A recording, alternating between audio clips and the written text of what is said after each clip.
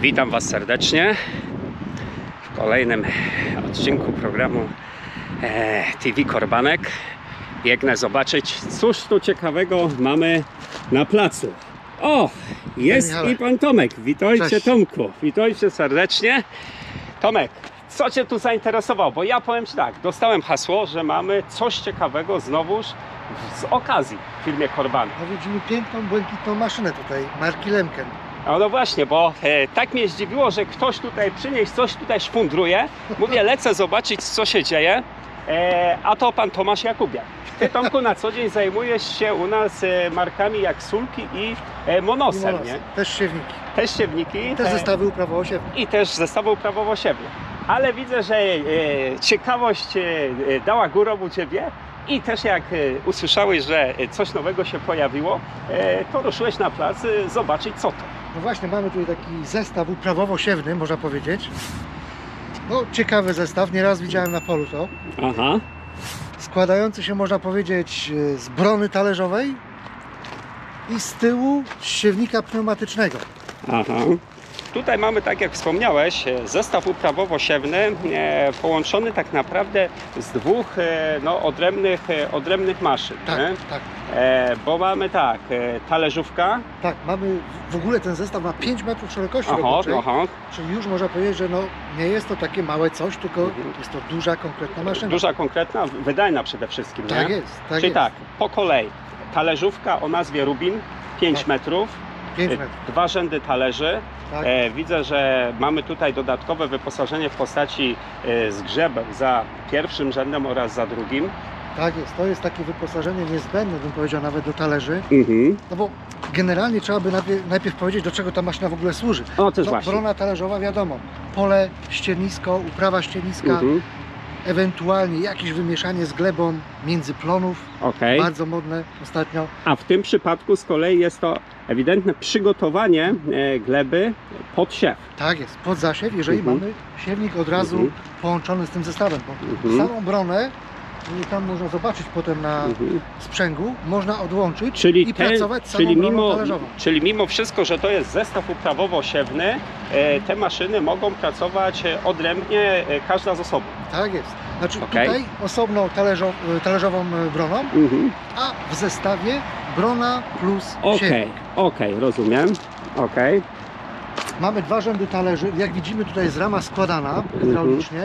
Tak jest. 5 metrów szerokości roboczej, czyli wydajność, no przypuśćmy, że no, z taką prędkością około 10, może nawet więcej kilometrów na godzinę, tak żeby tu też odpowiedni strumień gleby był, odpowiednie wymieszanie, odpowiednio przygotowane. No to tych hektarów będzie ubywało. Myślę, że dziennie, tak efektywnie, te 50 hektarów jesteśmy w stanie zrobić. Co ty mówisz? No to sporo.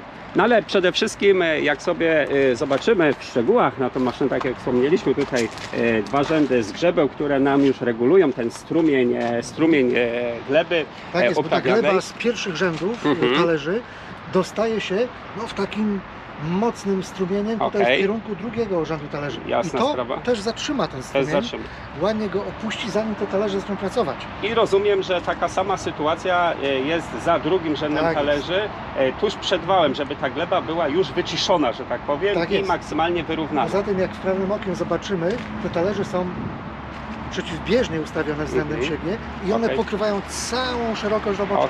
Ale to jest, nie ma wolnych przestrzeni. To jest bardzo, bardzo fajna, słuszna uwaga.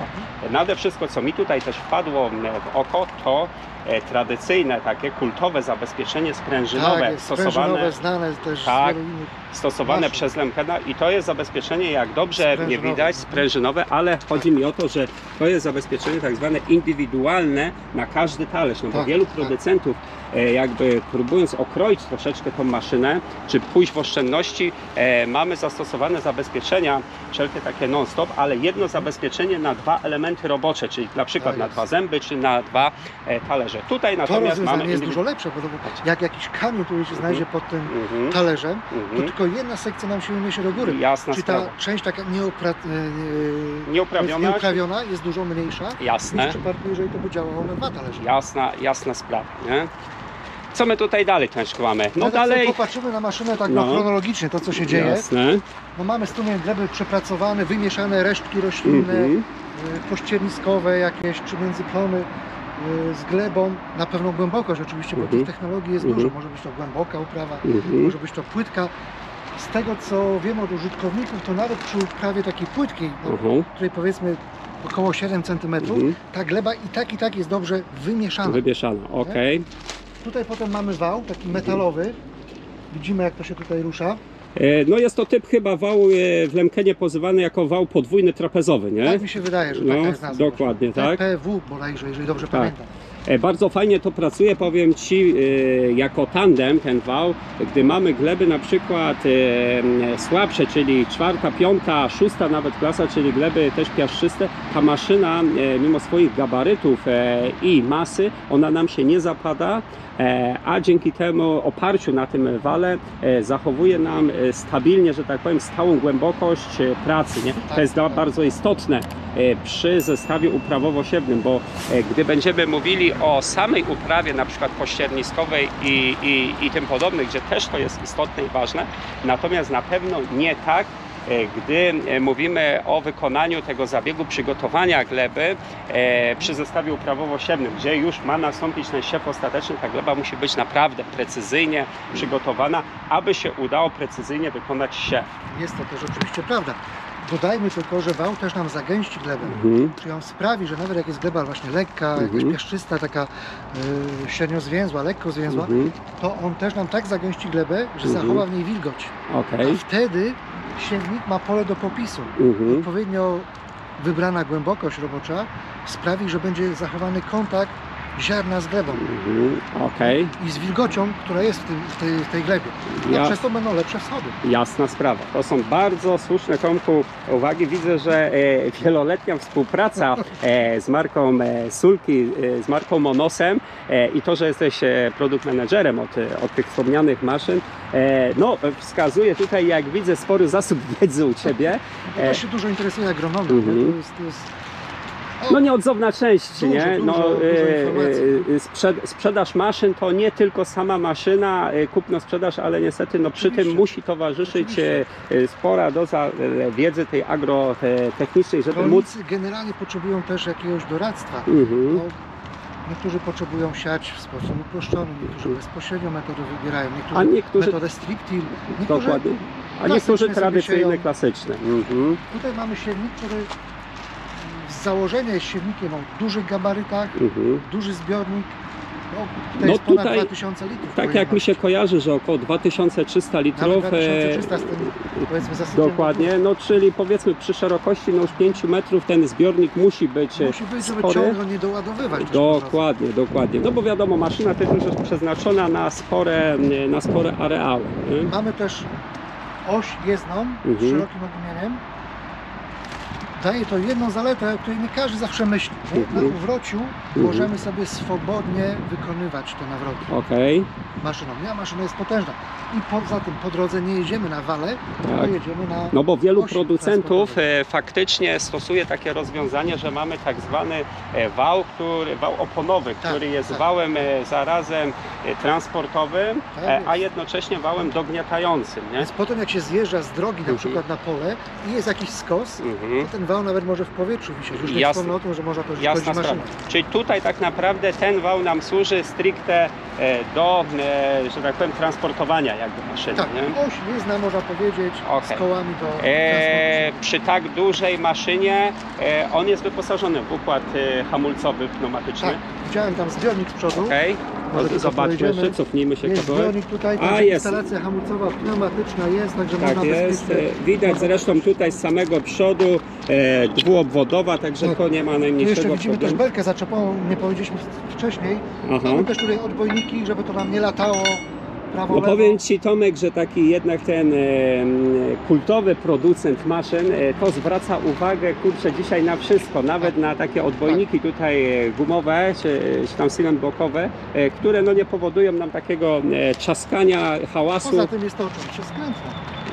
A no widzisz, no to jasna sprawa. Kąt skrętu naprawdę jest dobry. Możemy sobie podejść do siewnika.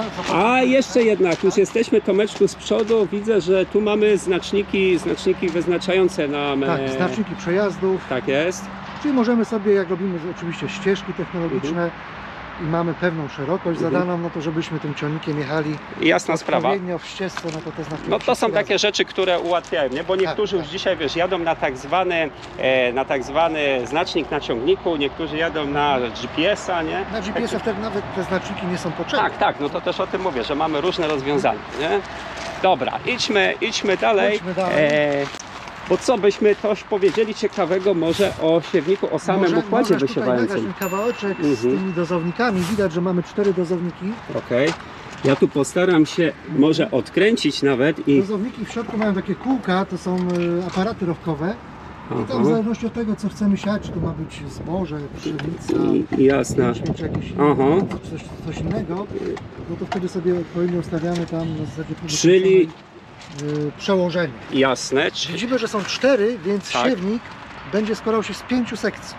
Okej. Czyli można powiedzieć, że podział ziarna, materiału siewnego. Z 5 sekcji czy z 4 sekcji? Przepraszam, z 4. 4 sekcji. Bo ma 5 metrów. No właśnie, czyli tyle ile mamy tych tych aparatów, no to na tyle sekcji mamy podzielone. Okej. I teraz można powiedzieć, że 4 sekcje umożliwiają nam podział tej całej szerokości roboczej i nawet możemy sobie odłączyć którąś sekcję, jeżeli nie potrzebujemy siać w danym momencie. A no to też daje jest to jakąś możliwość. No, jasna sprawa, nie? Natomiast tutaj ten materiał podzielony przez dozowniki, on sobie będzie potem pobierany przez strumień powietrza i pneumatycznie dostanie się do głowic rozdzielających. Czyli tak jak powiedziałeś, dystrybucja tak naprawdę jest pneumatyczna. Znaczy podział ziarna mechaniczny, a dystrybucja czyli dokładnie. Transport pneumatyczny i on, że tak powiem, zasuwa tutaj. Pokażemy bynajmniej jedną przynajmniej głowicę. Tak jest, takie głowice są 4 na silniku. Tutaj dwie są na jednej kolejne. stronie, dwie na drugiej. Może pokażmy już. Ale co ciekawego przy okazji tutaj tych głowic, Tomeczku? Jak się na nią popatrzy, to widzimy, że są zamontowane takie jakby zawory, które blokują wylot. I to oznacza, że są ścieżki technologiczne. Raz, dwa, 3 na jednej i będzie tak samo na drugiej. To oznacza, że mamy ścieżki technologiczne 2 razy po 3 rzędy. Czyli może być szerokie odmienienie na przykład. Czyli 3 rzędy siewne nam się wyłączają na jedno koło, 3 rzędy siewne na drugie. Poza tym tutaj jest też czujnik, który sprawdza, czy jest przepływ materiału siewnego z głowicy rozdzielającej w kierunku redic. Czyli mamy też kontrolę, czy ten siewnik nam sieje, czy nie sieje. A właśnie, czy któraś z głowic nam się nie przytkała najzwyczajniej? No bo czasem jak jęczmień, czy coś takiego, gdzie mamy jeszcze te ziarno, nie aż tak się zablokować. Dokładnie. Czyli przykładowo na jednej, że tak powiem, redlicy przypadającej na jedną głowicę mamy taką czujkę i ona nas informuje w kabinie operatora na komputerze sterującym, że coś jest nie tak ewentualnie. Na tym komputerze też możemy sobie włączyć, zaprogramować ścieżki technologiczne. Jak już o ścieżkach mowa, to tutaj widzimy też talerze połączone z ramieniem. To są znaczniki przedwschodowe. Czyli one są też połączone i w tym momencie, kiedy mamy wysprzęglone, odłączone te wysiewy, powiedzmy na tych 2 razy 3 rzędach, one się opuszczają i znaczą nam ślad w tym miejscu dla późniejszych przejazdów maszyną pielęgnacyjną typu opryskiwacz. Czyli zanim będą wschody maszyny, wschody roślin, dokładnie. No to już operator wie, którędy jechać, bo ślady są pozostawione. No bo też takie zabiegi, takie opryski są wykonywane jeszcze przed wschodem, no to zdecydowanie nam ułatwia, nie? Spójrzmy sobie jeszcze na relicę talerzową. Mamy podwójną relicę talerzową, gdzie widzimy, że talerze są też przesunięte względem siebie. Co to daje? Ziemia nie ma takiej tendencji do zapychania przestrzeni między talerzami. Czyli taki układ samoczyszczący, można powiedzieć. I on chroni właśnie przed blokowaniem się i przez to ten talerz nie będzie nam wychodził ponad glebę. Jeszcze widzimy też zabezpieczenie przed kamieniami, czyli jakieś tam drobne kamienie też będą ograniczone. Ale z bardziej istotnych rzeczy, co tutaj widzę, na wyposażeniu mamy zespół tak zwany kopiująco-dogniatający, czyli precyzyjnie nam utrzymuje stałą głębokość redlicy siewnej, a zarazem ostatecznie zagęszcza nam glebę nad nasionami, można powiedzieć, nad ziarnem, co powoduje zdecydowanie lepsze, dokładniejsze i szybsze nade wszystko wschody. Super widoczne jest to na przykład drobno-nasienne, gdzie jest płytko siany. Bo rozumiem, że drobno-nasienne też tym siewnikiem można wysiewać. Można poprzestawiać na aparatach dozujących. Oczywiście trzeba próbę kręconą zrobić, żeby nam nie przegastować czegoś. Okej. I wtedy podpalnie też ustawić głębokość roboczą talerzy, czy to będzie centymetr, 1,5 czy 2 cm, to już zależy od rolnika. Okej. No i to, co jest najlepsze w tym właśnie technika ugniatająca, które tak wspomniałeś, pilnują głębokości roboczej i zagęszczają glebę, żeby ten kontakt ziarna z glebą jednak Jasna sprawa. był dobry. Tomku, tak już na sam koniec, bo czas nas goni, bo mamy początek września, Trzeba więc siać. trzeba siać, dokładnie, nie? A tak naprawdę, skąd ta maszyna się u nas znalazła pokrótce? To jest od jednego z klientów, który kupował większą maszynę, czy też, już nie pamiętam, czy kombajn z ciągnikiem kupował, Coś czy, takiego chyba, nie? ale cały zestaw maszyn I kupował. żeśmy wzięli I to w rozliczeniu, no wiadomo, no nie każdy chce się posiłkować kredytem, ale czasami jak są maszyny w gospodarstwie, które no ustępują miejsca innym, no to można je dać, jak to się mówi, w rozliczeniu. Dokładnie. Szanowni Państwo, ta maszyna oczywiście znajduje się u nas do dalszego odkupu. Na stronie internetowej Tak, jest tak. widoczna. www.korbanek.pl, maszyny nowe i używane. Możemy zobaczyć dokładne zdjęcia tej maszyny oraz oczywiście wszelkie parametry techniczne.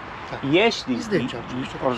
wiadomo, jeśli oczywiście brakowałoby Państwu jakichś tam dodatkowych informacji, rzecz jasna, prosimy wykonać telefon. Można zadzwonić, odpowiemy na praktycznie każde pytanie. No to co, Tomku, bardzo Ci dziękuję za pomoc, Dziękuję za bardzo. fajne przedstawienie, co nieco ciekawych rzeczy żeśmy się tu dowiedzieli, a i mam nadzieję, że i Państwo z tego skorzystali. Zapraszam. Zapraszamy do komentowania. Na razie.